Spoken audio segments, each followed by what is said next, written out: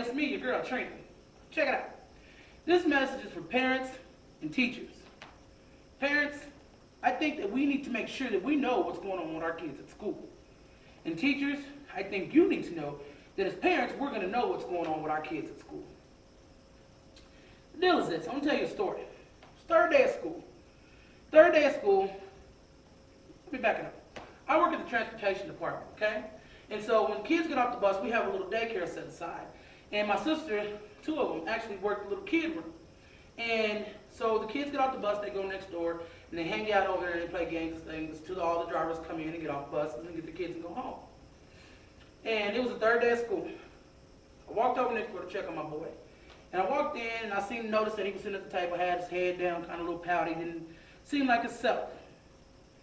And my sister said to me, she said, Trina, I think Marcus is just having a day. She said he came in, he's been real quiet. He started crying a couple of times and said, I just don't know what's wrong with him. She said, who did you say his teacher was? And I said, Miss Rogers. She said, huh. Well, my nephew was at the whiteboard, not in our conversation, drawing a little household picture or something. He turns around at the same time and says, Miss Rogers. My niece, who's sitting at the table, she says, uh-huh. Well, I knew that. I knew that's why my child was having a bad day. I knew that because of Meet the Teacher Night. But I didn't want them to know that. I didn't want him to know that. I'm like, no, guys. Let's not say that. Let's not talk like that. No. It's going to be okay. Tomorrow will be a better day. But I knew as a parent that that's why my child was having a bad day. Let me take you back to Meet the Teacher Night. Meet the Teacher Night. We go in and we get paperwork. We go in, we meet the teacher. Hi, how you doing? Look around the classroom, give you some papers to fill out. Now, as parents, we know that means we got to sit in them little bitty chairs. So, the chair about this little and your booty about this wide, right? So you're trying to focus on balancing on the chair when you write down the paper. You're trying to balance and trying not to fall off or whatever. So my kid goes on and starts exploring the room. A little bit later, I'm filling out paperwork. I hear, now Marcus, we're not going to do that right now. Okay? So I continue to fill out paperwork. Then I hear, again, Marcus, now I said we're not going to do this right now. Let's put those away. You can come sit on the mat. Make a friend. Do my little thing. I'm about finished up. Third time. My son had actually moved over to the mat, but he had took those toys and put them over there with him.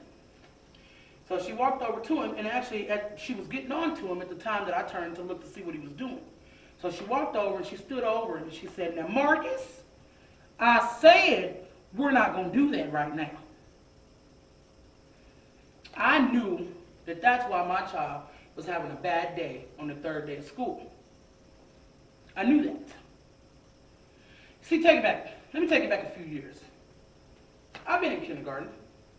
When I was in kindergarten, there was some teachers, right? I was in Miss McKibben's class. There was Miss Johnston, she's pretty tough with her kids. There was Miss Young, and then there was a teacher that I can't quite remember her name. But her class, my goodness, those kids couldn't get away with nothing. All their little backpacks would be lined up in order and everything. I mean, they'd walk down the hallway like little robots, man. They just do. Like, her class couldn't do nothing. We made fun of those kids on the playground, man. You see, in kindergarten, the teachers, they try to compete against each other. I know they say they're wrong. What they do? Because it's about, showing whose class is, because it's kindergarten, man. You're starting out, right? Kindergarten teachers do things like this. Like, they'll put the kids that can color, they'll put their papers up top on the wall when they're outside decorating their room. They put their little Christmas trees up top. And the little Christmas trees, they don't be colored, they be on the bottom, but they try to take this in alphabetical order, but it's really not, because my last name started with a B. And my name was always down here on the bottom. It was always the kids that could stay inside the lines that was up there. I caught on to that. One of the cool things, though, that I found out about, and how I knew the teachers competed against each other, was about the hallway thing, man. When you walk down the hallway, it was always about be quiet and stay in line. And so, our class was pretty cool. Our teacher she was pretty strict with us, So we walked down the hallway, quiet, because we had to walk all the way from the front of the school to the back of the school to get to the cafeteria. So we'd walk down the hallway, and that was the deal. And see, when you walk down the hallway, sometimes the teacher would come around the corner, she'd come out with her classroom, you know. You'd be like a little choo-choo train, you know. So she'd come around the corner, and so the other teacher come around the corner. See, this is how I know that they competed against each other with things. Because the teacher would be walking, she'd be walking with her kids behind her, she'd look over to the other teacher. They never said a word to each other. But the other teacher started walking a little bit faster, and her kids keep up, and they walk a little faster trying to get back to the classroom, you know. I know the teachers competed against each other. But that one teacher, one I can't remember her name. That one teacher, man, her kids, she was the type of teacher that if she swung her arms like this, the whole class swung their arms like this.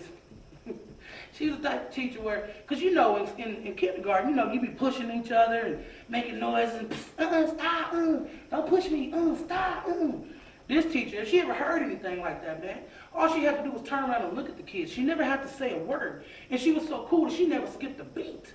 She'd be walking down the hallway, and she'd hear that noise, that, stop hitting me, stop. She'd be walking, she'd say, she used to look at the kids, kept walking. She never skipped a beat. I know this teacher because, not that I ever had her, she was never my teacher. But when we went to kindergarten, when we went to play recess, it would be on the playground. And this teacher, all the teachers would be lined up in front of their little chairs, sitting up under the shade. And one teacher would get out, and she'd walk the perimeter, make sure all the kids were doing what they had to do. The other teacher come back, she'd relieve her. She walked the perimeter, make sure. But when that teacher came by, we would always like stop doing what we was doing because we knew that this teacher didn't play, man, because the other kids would tell us, you know, I can't do nothing in her class. You know, so we would know that. And so there was this one time that she passed by, and we was doing something we didn't have no business. I can't remember what it was. Like, I think we were burying one of their staplers in the gravel or something. I'm not sure what it was, but we was doing something. And so they said, here she go, here she go, here she go. Everybody's like, scattering the rocks. You know, stop, here she go. And the teacher walked by, and she knew he was doing something, but she never said anything to us. So she walked by, right? You know, she walked by, and she just kind of looked over at us. She gave us this look, and she walked on by. She never said a word to us, man. But I'm telling you, this teacher, she let you know she wasn't playing. That's the kind of teacher it was. See, I told you this message because teachers, kids remember you. They remember who you are. And so, that's how I know that it was the third day of school and my kid was having a day, and it was because of his teacher. You see, when I looked over, I told you, I'm going to go back to when I looked over. When she told my son, you know, she walked over to him, she said, now I said, Marcus, we're not going to do that right now. That's when it hit me.